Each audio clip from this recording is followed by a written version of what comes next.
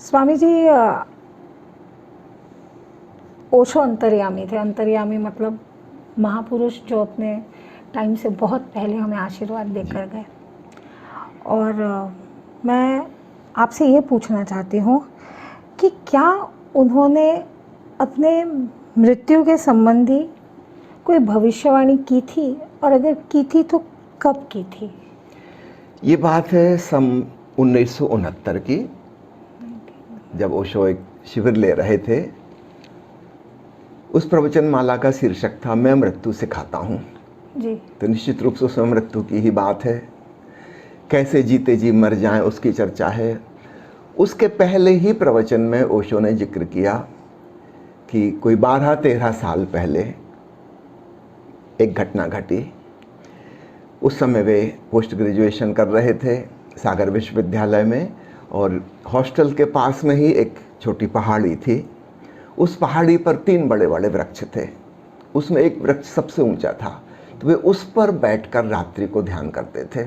Hostel में ध्यान करना मुश्किल था, शोरगुल रहता था, बहुत सारे स्टूडेंट्स थे, तो रात को चले जाते थे क्योंकि वो सुनसान जगह थी पहाड़ी पर, वहाँ से कोई नहीं निकलता था, और पेड़ पर ऊपर बैठ जाते थे। और उन्होंने एहसास किया कि ज़मीन से जब दूरी बढ़ जाती है तो ज़मीन का ग्रेविटेशनल फोर्स कम हो जाता है। हमारा शरीर मिट्टी से बना है और मिट्टी का खिंचाव उस पर बहुत है, तो ज़मीन पर बैठकर ध्यान करना मुश्किल है, चेतना में स्थित होना मुश्किल है। हम ज़्यादा शरीर केंद्रित, बॉडी ओरिएंटेड हो जाते हैं। लेकिन पेड़ की ऊंचाई पर बैठने पर ग्रेविटेशनल पुल उतना प्रभावी नहीं रह जाता और अपनी चेतना में स्थित होना बड़ा आसान हो जाता है। तो कई रातों से वे ये प्रयोग करते थे। पेड़ पर एक ऐसी जगह मिल गई थी उनको जहाँ 2 शाखाएं बट रही थी, वहाँ पे वो टिक के आराम से बैठ सकते थे। तो रोज़ रात को यह प्रयोग करते थे। एक रात्रि ऐसा हुआ कि वे ध्यान में लौलीन थे, शरीर का बिल्कुल एहसास नहीं था, अशरीरी अवस्था, आत्मरमण की अवस्था कह लें। उस गहरे ध्यान की अवस्था में अचानक शरीर नीचे गिर जाता है और वे हैरान होते हैं कि वे उसी शाखा पर ही अभी भी मौजूद हैं और नीचे पड़े अपने शरीर को देख रहे हैं। सूक्ष्म शरीर स्थूल काया से बिल्कुल अलग हो गया। वो चेतना वहीं के वहीं है वृक्ष पर, और देख रही है कि अरे मैं ही नीचे पड़ा हूं। जैसे हम आईने में अपनी छवि देखते हैं, ऐसा दिखाई दे रहा है अपना ही शरीर। बहुत आश्चर्यचकित हुए कि यह क्या, और अब क्या होगा इसके बाद। और एक बात तो सुनिश्चित हो गई कि मैं शरीर नहीं हूं। अपनी फिजिकल बॉडी से डिसआइडेंटिफिकेशन की पहली घटना घटी। कितनी देर यह अवस्था रही पता नहीं। भोर के समय में गांव से 2 महिलाएं गुजरती थीं, शायद वे दूध लेके जाती थीं हॉस्टल की तरफ, दूध बेचने के लिए या कुछ। उन्होंने देखा कि कोई गिरा पड़ा है। उनको शक हुआ कि कोई बेहोश है, कि मर गया, कि क्या हुआ। तो पास आ गई। एक महिला ने माथे पर हाथ रखा देखने के लिए कि माथा गर्म है कि ठंडा पड़ चुका है, यह आदमी जिंदा है कि मर गया, कौन है, क्या है। जैसे ही उसने टच किया, अचानक ऊपर से चेतना वापस शरीर में प्रवेश कर गई। वह चेतना या कहें सूक्ष्म शरीर, एस्ट्रल बॉडी, फिजिकल बॉडी के नाभि से जुड़ा हुआ था। जैसे एक रजत रज्जु, एक प्रकाश की किरण सफ़ेद रंग की, कोई तार जुड़ा हुआ हो। तो ओशो ने कहा यह अनुभव मुझे पहली बार हुआ था कि एस्ट्रल बॉडी दूर होकर भी फिजिकल बॉडी से जुड़ी हुई है। जैसे माँ के गर्भ में बच्चा अपनी नाभि से ही माँ से जुड़ा रहता है, ठीक ऐसे ही एक और जोड़ नाभि से बना हुआ है। वो जीवन की धारा वहाँ से प्राप्त हो रही इस शरीर में। जैसे ही उस स्त्री ने छुआ, सूक्ष्म शरीर वापस स्थूल शरीर में आ गया। उनकी आंखें खुल गईं, वे उठ कर बैठ गए। और तब एक और बात का पता चला कि स्त्री के स्पर्श से पुरुष के शरीर में कोई कीमिया घटित हो जाती है कि वो फिजिकल बॉडी में वापस आ सकता है। इसके बाद ओशो कहते हैं आगामी 6 महीनों में 5-7 बार यह अनुभव अपने आप रिपीट हुआ। पहली बार तो पेड़ से गिर के हुआ था, फिर यूं ही कमरे में बैठे बैठे भी ध्यान में, कभी लेटे हुए भी यह अनुभव अपने आप हुआ।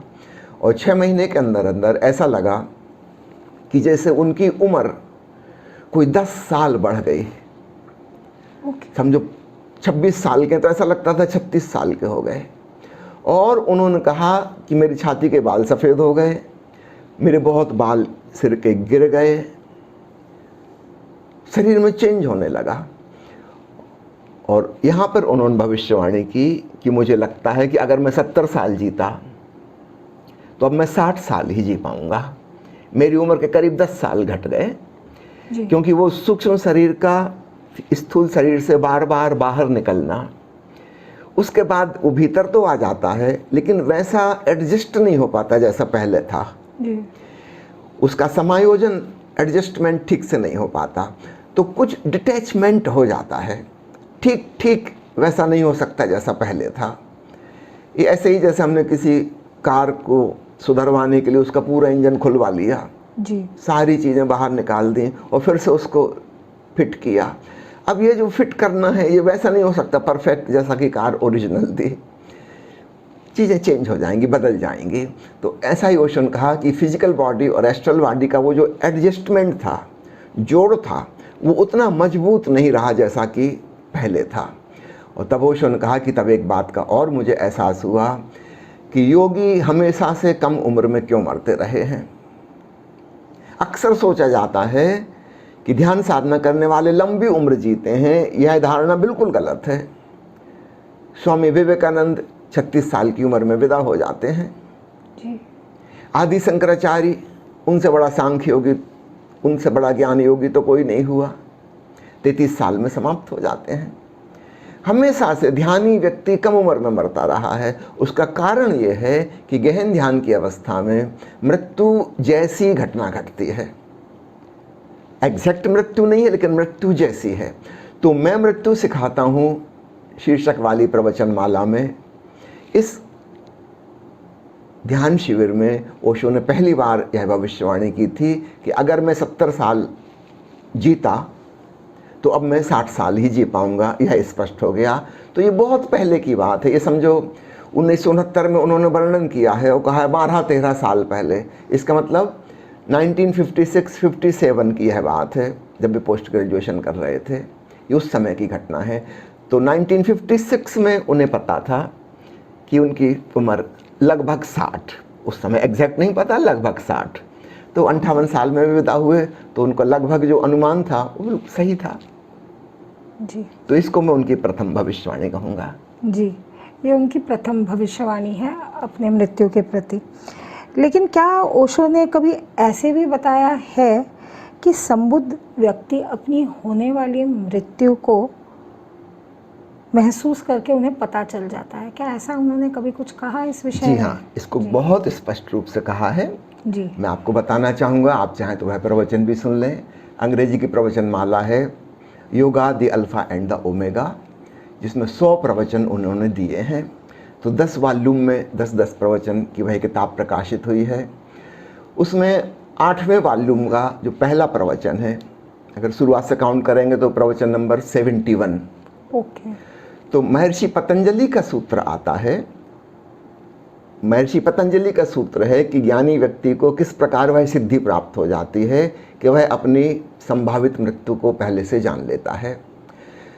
तो पतंजलि के इस सूत्र को समझाते हुए ओशो ने विस्तार से प्रकाश डाला कि जो संबुद्ध व्यक्ति है, बुद्ध का मतलब होता है जागरूक, संबुद्ध का मतलब है सम्यक रूप से जागरूक। ऐसा व्यक्ति बहुत सजग, बहुत सचेत होता है।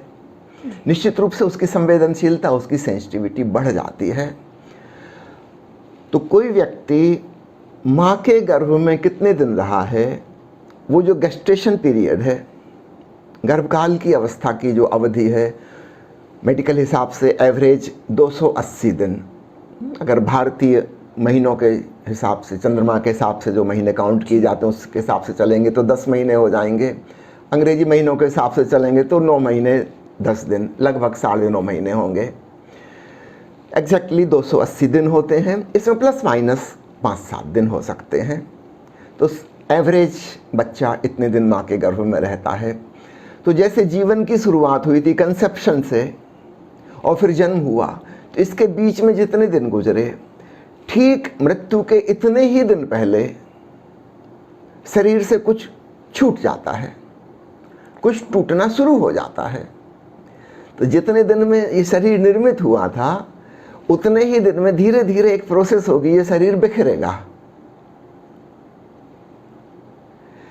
तो पतंजलि के इस सूत्र को समझाते हुए ओशो ने कहा कि अगर 9.5 महीने पहले, 10 महीने पहले एक संबुद्ध व्यक्ति को पता लगना शुरू हो जाता है, तो ओशो के कंसेप्शन के बारे में मेरे माता पिता ने जो बताया, और उनकी जन्म तारीख तो सब जानते ही हैं, 11 दिसंबर, उन दोनों के बीच में 284 दिन का फासला है। एग्जैक्टली वही फासला 10 अप्रैल को ओशो का जो अंतिम प्रवचन हुआ उसमें और 19 जनवरी सन 1990 में है, 284 दिन। तो ओशो को 10 अप्रैल को एग्जैक्ट एहसास हुआ कि अब वह समय आ गया, कुछ डिज़ॉल्व हो रहा है। जब जन्म हुआ था तो कुछ कंडेंस्ड हुई थी ऊर्जा, है ना, एनर्जी मैटर बनी थी, अब वापस मैटर से एनर्जी में, जैसे कोई बर्फ़ पिघल के पानी हो जाए और भाप बनने लगे, तो एक वह पॉइंट आ गया जहाँ से भाप बननी शुरू हो रही है, कुछ विसर्जन होना शुरू हुआ है। तो ओशो को जो एग्जैक्ट एहसास हुआ है वो 10 अप्रैल सन 1989 को हुआ है, 284 दिन पहले मृत्यु के, क्योंकि यही वह अवधि है जितने दिन वो अपनी माँ के गर्भ में रहे, 284 दिन। जी। तो ओशो ने इस बात का विस्तार से वर्णन किया है पतंजलि योग सूत्र में। हिंदी में भी इसी नाम से वह किताब उपलब्ध है, पतंजलि योग सूत्र।